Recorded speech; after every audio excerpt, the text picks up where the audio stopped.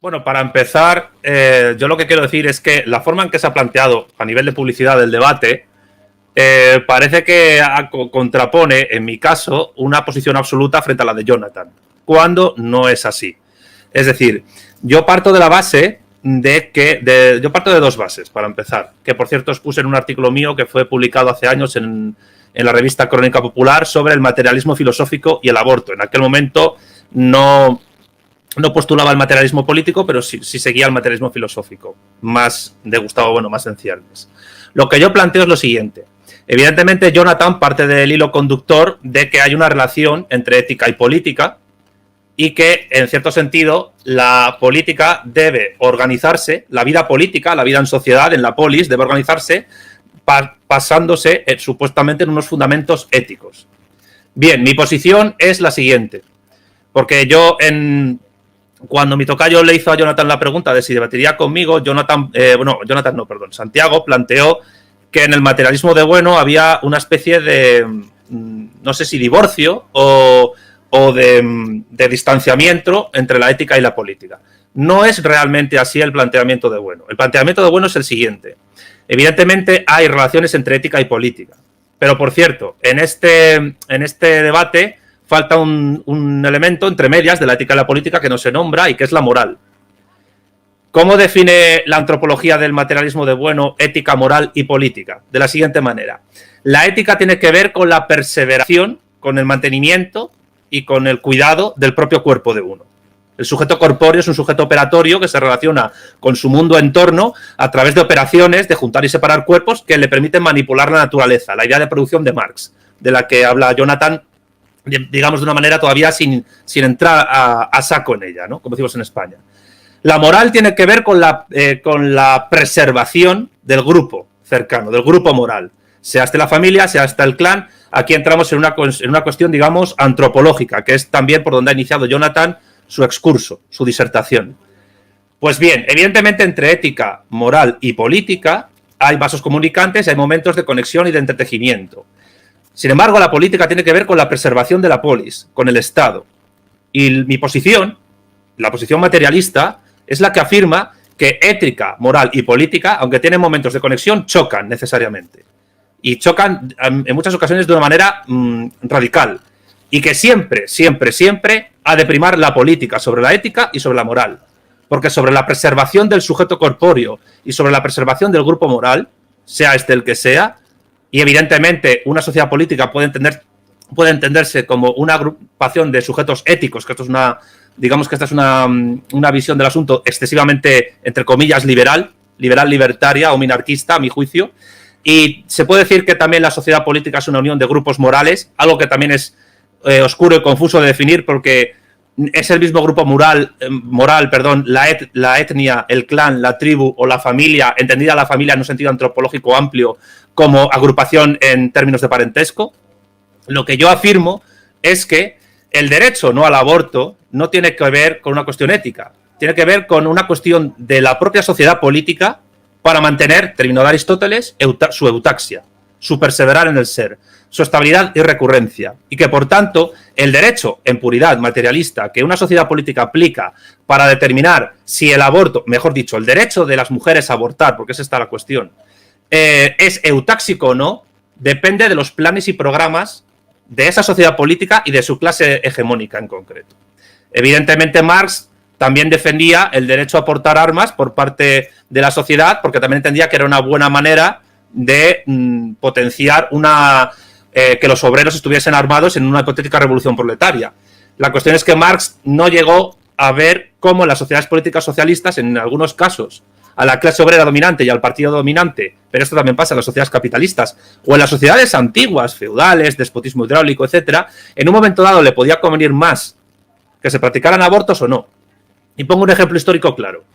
La Unión Soviética con Lenin, al acabar la guerra civil rusa, que duró 4 años y fue mortal, legalizó el derecho de las mujeres a interrumpir el embarazo, a matar al feto. Yo comparto, al igual que con Bueno, que en el mismo momento de la concepción ya hay un individuo humano distinto de la madre con moléculas de ADN distintas. Y por eso yo no digo que abortar sea matar a un ser que no sea un ser humano. Yo evidentemente sí afirmo que es un ser humano. pero afirmo que todavía no es una persona porque no está incorporado externamente, después de haber salido del útero de la madre, a la sociedad política. Cosa que el niño sí, aunque el niño tampoco sea persona, pero no se le mata porque sería otro tipo de crimen. Pero a lo que yo voy, que para mí me parece lo fundamental, es lo siguiente. Cuando Stalin prohíbe el aborto en la Unión Soviética, y lo prohíbe no porque considere que el feto tiene alma o cuestiones así, sino que lo hace por una cuestión de Estado, de razón de Estado. ¿Cuál es la razón de Estado? Durante la Guerra Civil Rusa, la Unión Soviética fue invadida por varias potencias externas, entre ellas el Imperio Británico, Estados Unidos, Francia, Alemania, etcétera, para tratar de minar el poder de los bolcheviques y en parte ayudar a los señores de la guerra que se habían instalado en Asia y al ejército blanco.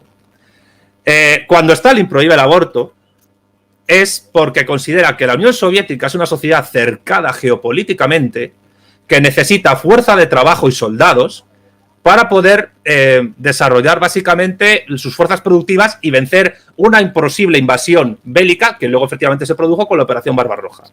Y por eso Stalin prohibió el aborto. Con lo cual, como yo no defiendo el derecho natural ni en su acepción cristiana tradicional o musulmana, ni tampoco en su acepción liberal, entre comillas, actual, que sí considero que en la acepción liberal del derecho natural hay una suerte de distorsiones de la idea original de derecho natural, eso sí lo admito. Y como yo pienso que realmente todo derecho es positivo y que de facto, cuando un Estado le otorga a una mujer el derecho a interrumpir su embarazo, el argumento ético o biológico es absolutamente irrelevante porque lo que importa es la razón de Estado. Entonces, en ese momento, todo el diálogo sobre cuándo empieza la persona, cuándo empieza el individuo, cuándo empieza la molécula de ADN, que yo sí estoy de acuerdo que empieza la concepción y que considero que acabar con una vida humana, un aborto es eso, es acabar con una vida humana. Sin embargo, considero que la vida no es un derecho absoluto y por eso, desde el materialismo filosófico, se defiende que por una cuestión de, Jonathan lo ha indicado sin decir las palabras, incluso de firmeza y de generosidad, normal, puede haber momentos en los que prime la vida del feto y en otros donde prime la vida de la madre.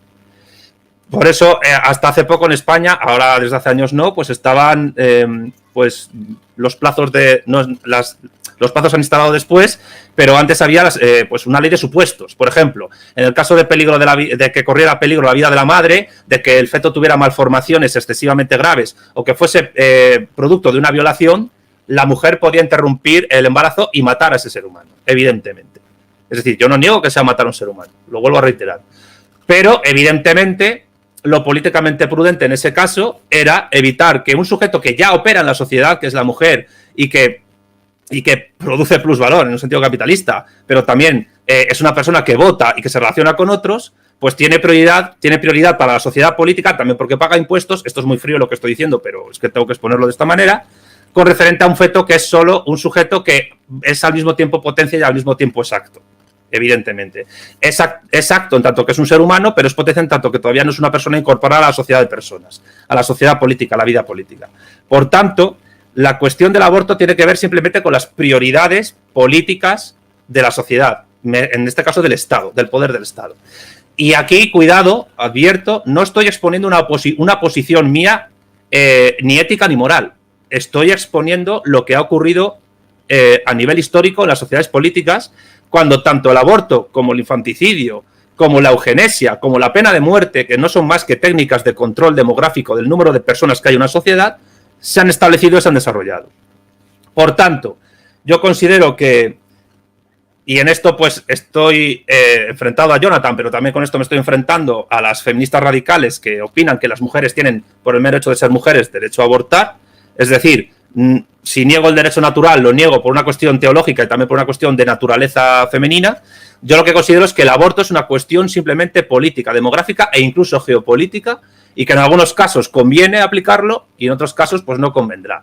Y el ejemplo del desarrollo de la Unión Soviética me parece fundamental para entender esto, porque cuando Stalin prohibió el aborto, acertó, porque la Unión Soviética necesitaba soldados y obreros que, una vez invadidos por Alemania, tenían que llevar todas las fábricas al otro lado de los Urales para tuerca a tuerca y tornillo a tornillo, llevar allí la producción militar y tener en la retaguardia fuerza para poder contrarrestar la invasión alemana. Y además, y con esto termino, la cuestión del aborto también depende de la tecnología que exista en una sociedad, del desarrollo científico. Evidentemente, Bueno afirma que los plazos, la ley de plazos del aborto tiene que ver con que a las 14 semanas es el momento más límite y seguro para poder interrumpir la vida del feto. La cuestión es que a las 14 semanas es cuando existen tecnologías, máquinas, para triturar al feto, evidentemente, que pongan en menor peligro la vida de la madre. A mí me parece una barbaridad que haya gente que defienda abortar con un feto de 7 u 8 meses. Es una locura, porque además es una locura para con la propia madre a nivel de salud. Y si en algún momento en el futuro, esto es hipótesis, ya acabo del todo, la técnica abortiva se convierte en mera antropología o en mera arqueología, mejor dicho, será porque existan técnicas que permitan en algún momento poder salvaguardar la vida de la madre e incluso del feto que está dentro de la madre sin necesidad de acabar con él mediante cualquier tipo de incubación, tanto orgánica como inorgánica. Por tanto, mi posición es simplemente instrumental. Depende de la circunstancia, depende del momento y depende de una situación que desborda la ética y la moral porque es una cuestión meramente política. Y cuando ética, moral y política chocan, siempre, siempre, siempre prima la política.